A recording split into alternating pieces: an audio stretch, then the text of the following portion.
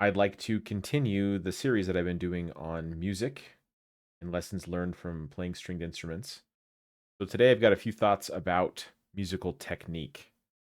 So, musical technique is the ability that you have to control yourself, like your body, your breathing, uh, how to make the bow do what you want it to do, how you're able to move your fingers, and what patterns to move them in, and all of those things.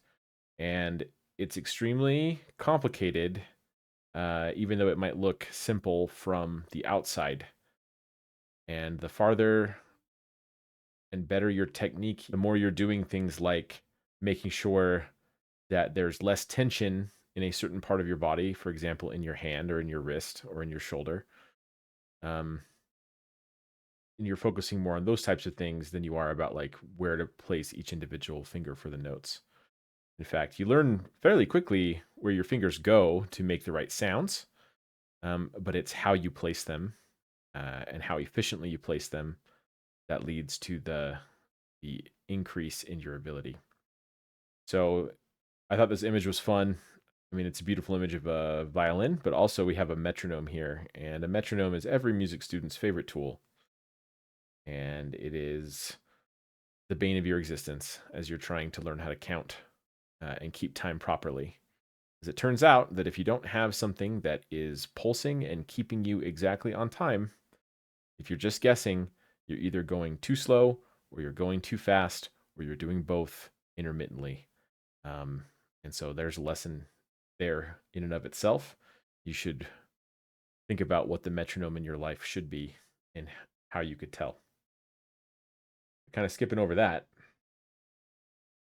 Let's start with talking about teaching. So it should make sense. Hopefully, it makes sense that teaching starts with the basics. And if you're a master teacher and you have a brand new student, the only thing that you're going to do with that student is teach them the very basics. And you're going to introduce those things line by line, precept by precept, in foundational ways that build upon each other. And if you skip the foundations of technique, then you will definitely hamper and probably forever destroy the total potential that someone could achieve. So, the basics of anything are foundational, and that goes for whether we're talking about playing the violin or we're talking about the gospel. And if you have a poor foundation, it's going to stop you, right? Jesus said when he was talking about how to build houses and where to build them, like the wise man builds a house upon the rock, and the foolish man builds a house upon sand. And what's interesting about that analogy, right, is that you can't tell what you're built on or the sturdiness of the foundation until the rains come down. Right? So if sand was something that was so hard to build on that you couldn't build anything on it, it wouldn't be that bad. But the fact that you actually can build a house on sand and it's only after it starts raining, there's a greater manifestation of reality that your house falls down. That is the problem. So it's extremely important to be aware of and check our foundations. And so when it comes to establishing those foundations, the largest barrier that I can think of is thinking that you've already mastered something that you have not. And you can see this in individual people, and you can see it in groups. They get ahead of themselves, and they're so eager to get to what they have, in their own view, estimated to be the important things or the good things, that they skip right over mastering those basic foundations, and it stops them from progressing. So the basics are so important that if you're a teacher and say you take a new student and they've been learning for a while somewhere else, and you find out that they have that their foundations are bad or that their fundamental skills are wrong, you have to reteach them. You can't just say, "Oh well," and move on to the advanced stuff or to continue to build upon that poor foundation. Um, and that is really hard. In fact, only a really loving teacher will go out of their way to retrain a student who is doing what's wrong. Um, Lots of times, people won't even accept students if they've been taught incorrectly or if they've been taught. I mean, this is the trope that you see in Star Wars, right?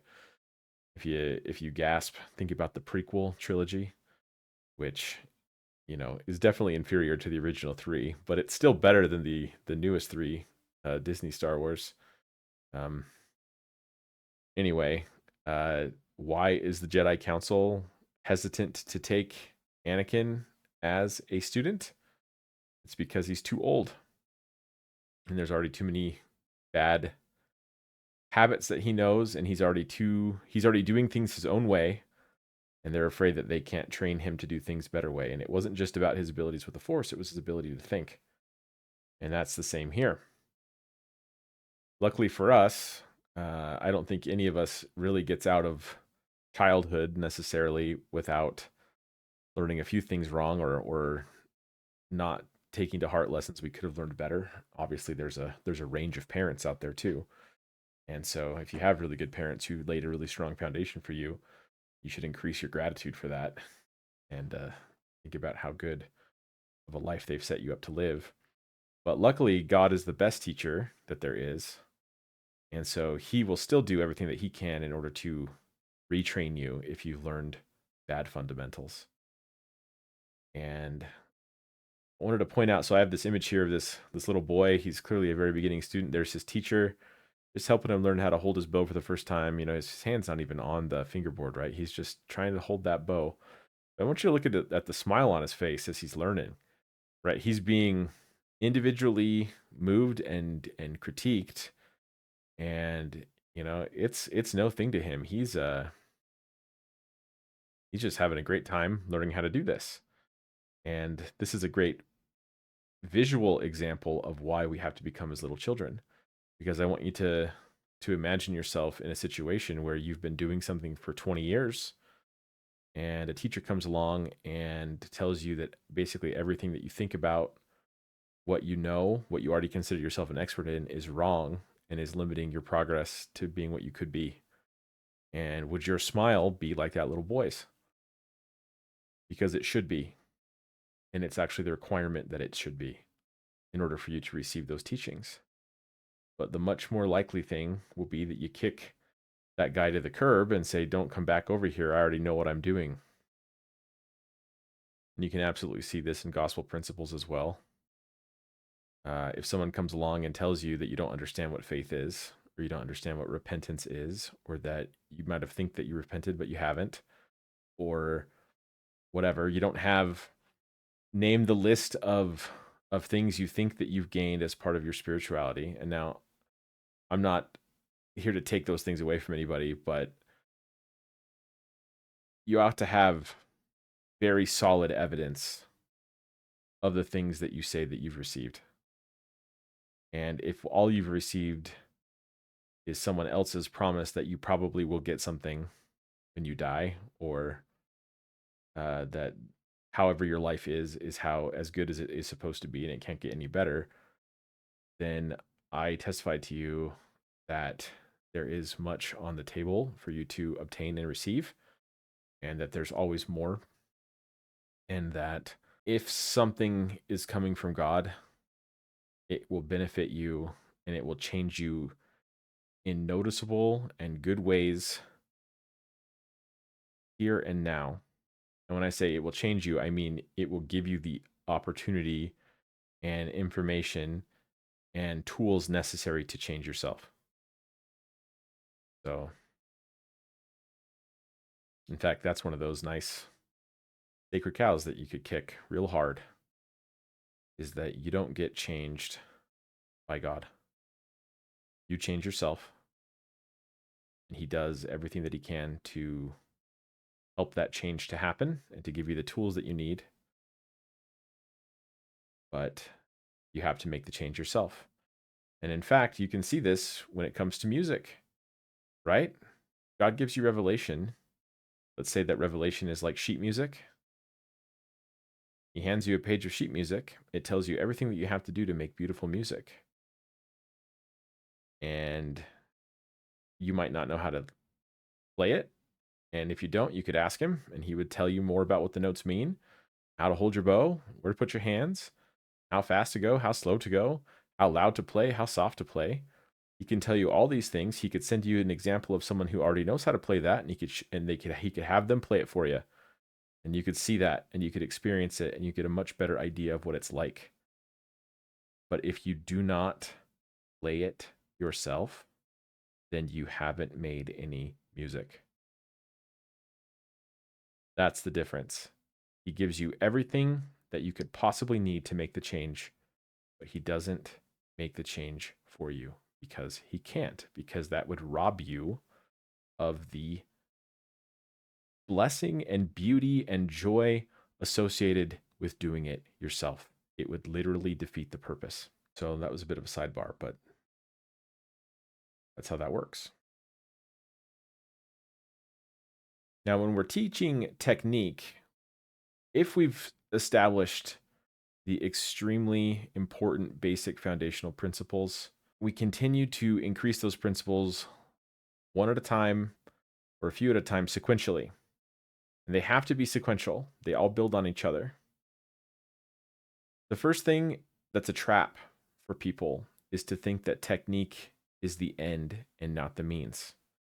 Okay, the purpose of learning musical technique is not to show off how good of musical technique you have. In fact, there are different types of musical pieces. One of these things is called an etude, and the purpose of an etude is to be a technical exercise. And so the musicality and the beauty of that piece, we'll just say it's not optimized for. It's really optimized for putting your hand, or for a specific type of technique. It's for teaching you how to do that in every single way that you could do it. But to think that the purpose of learning that technique is so that you can now play arpeggios on every scale and that's the end of what you were meant to do with that, that's ridiculous. Because all that actually lets you do is play better music and play easier music and express yourself more fully in your music. So the music is the why, the technique is the how. And if your technique is bad, then your music will be bad too, or at least to the degree, right? So the less your technique is, the less your music will be. And I hope that you're starting to think about how this parallels in your life. If you live less than you could, your life will be worse than it could be. When it comes to teaching beginning students, there are several of these systems that have been developed. So it's like a whole method. So a really popular one is the Suzuki method. You could look that up. It's got a million books, grade levels, and they're all meant to be played in exactly the same way. And in fact, if you were to probably YouTube a Suzuki method concert, you would see a bunch of students of varying ages all playing the same piece of music the same way, even though they're like concert or solo pieces. And that's because it's a system we're teaching you to play in a very specific way. And there are big pros and cons to this. I mean, obviously, the pro is that it's all been laid out and it's been tested over time to show that it can develop technique in people. Now, there's all kinds of parallels to this in life or in spiritual matters or in the gospel, right? And a list of commandments that we keep, you could think of that as the system for learning technique. Okay? These systems, they approximate what perfect technique is like. They contain a bunch of rules, although they can never have so many rules that they cover every situation, but they try to cover these big rules with the hope that you start to learn the principles behind those rules. So, for example, you got to learn when you're playing an instrument how you don't have to go between two strings. Like you don't, if there's three strings and your first note is on the first string and your second note is on the third string, You don't want to have to cross over that middle string because you're probably going to hit a note you don't mean to hit. So what you end up doing is shifting up on that second string or something so that you only have to cross one string. It's an efficiency thing. All right. But the principle, so sorry, the technique might say, here's where you put your fingers, but the principle is don't cross strings if you can help it. Right? And that's what you're meant to do with commandments. The commandments might say, thou shalt not kill, and thou shalt not commit adultery, but you should learn the principles behind those things, like thou shalt have respect for the things that take life and create life, and live your life according to that. Now, when we look at these several methods, some of them are better than others. All of them will have a system of rules. Some of them will be able to take you a little bit farther than others, or even a great deal farther than others. But importantly, none of them contain the fullness of what you need to call musical or technical mastery. They absolutely don't. Because actual, true, perfect technique is individual per person. It's based on your individual anatomy, it's based on your individual circumstances, on your understanding. If you have a shoulder problem, if you're born with a weird elbow or something, you're going to have to move your elbow in a little bit different way in order to get the optimal way to play. That just makes sense. And I could explain that to you in terms of music, and you'd be like, yeah, of course. Why wouldn't I do that? But if I told you that that's the same for commandments, would you still believe? You are meant to live up to all of the statutory commandments that you know in your system of belief, and then to transcend that by following the individual instructions of Christ directly to you. So all technical systems have a ceiling. And if you stop at the ceiling, so if you say, I'm doing everything in this system, I guess this is all there is. If you stop right there, you're going to fail to fulfill your potential. The spiritual phrase for hitting the technical system's ceiling is being true and faithful in all things that you've received. And what are you supposed to do when that happens? You're supposed to ask for more things to do. And there's always more. You can always become more. You can always learn more. And you can't appreciate the more until you've done what you already have. That's just the way that it goes. Even if someone were to demonstrate to you how to do the new thing, it wouldn't make any sense to you. It would cause you probably a lot of pain. Okay, there's nothing more deflating. Well, it shouldn't be deflating, but this is the normal experience. Then if you're a beginning student at something, doesn't matter what it is, but it certainly happens in music, and you're trying your very hardest and you're putting all your effort in, you're sweating bullets while you're trying to plink out some song on the piano, and then some master sits down and plays like the most beautiful concerto you've ever heard, and you think to yourself, I'll never be able to be like that. And whether that's true or not, the truth is that you're able to be a lot more like that than you currently are. So why don't you hold out judgment on if you could do that or not until you've already exceeded, really found where the end of your potential is, and get to that point. And I don't know that I've ever heard of an example of a person who continued to fulfill everything that they've been taught that didn't then find the ability to become more. I don't think that that's a true principle. I think you can continue to progress, even if that progression doesn't look the way that you think it might. So again, with these systems, the idea is not to hit the ceiling and then say, good job, I'm done. If I can just maintain this, I'm golden forever. It's to transcend the ceiling so that you can continue to grow in your potential. And in fact, when you hit that system, when you hit perfection, quote unquote, perfection in your system, that is the gate to greater freedom in your music. It's where true music begins. Because now You don't have these things in your way. They are now like the way that the technique is no longer a barrier to learn, it's now a tool to be employed.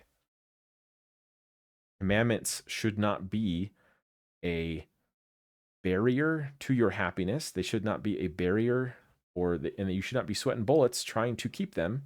They should be tools that help you to approximate the character of the Lord, that you can become as he is. And if you become as he is, then the music will flow out of you. Okay? It will be a never ending flow of music that comes from him to you and through you to others. And they will greatly rejoice. Those people that appreciate the music will find something in that that they can't find anywhere else. So, to put a cap on this, when you have perfect technique, you've completely removed your impedance and your ability to express music. And music is the why, the technique is just the how. If you looked at it as your life in general, joy is the purpose. The joy is what you want. The technique is keeping the commandments. They're how to live. They teach you what you need to do in order to have the most joy. And when you live them as you should, you remove the impedance of the expression of that joy. Commandments are meant to progress and change just like technique progresses and changes.